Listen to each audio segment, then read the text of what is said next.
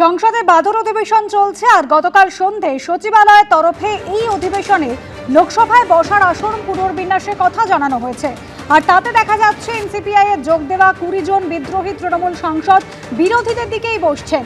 তবে আসনে ক্রমিক সংখ্যা কিন্তু বদলে গিয়েছে। একেবারে সামনের সারিতে 354 নম্বর আসনে যেখানে আগে বসতেন অভিষেক বন্দ্যোপাধ্যায়, এখন থেকে সেই আসনেই বসছেন সুদীপ বন্দ্যোপাধ্যায়।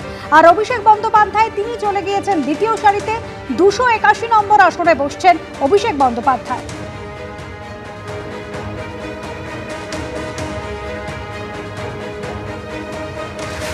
ওদের না মার্জার হয়েছে, এই গদ্দারদের না মার্জার হয়েছে, তাদের ডিসকোয়ালিফিকেশন পেন্ডিং, তারা আনরেকগনাইজড।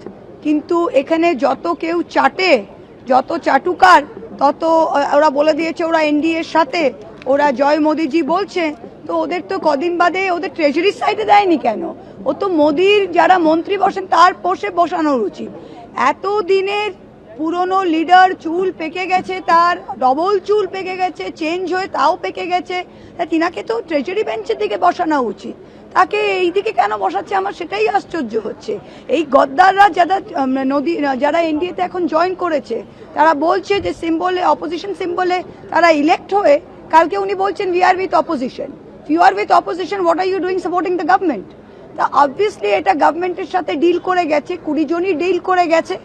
আর এই ডিলের হচ্ছে যে তাদের এই যে করা হবে, তো প্রথমে বসুক।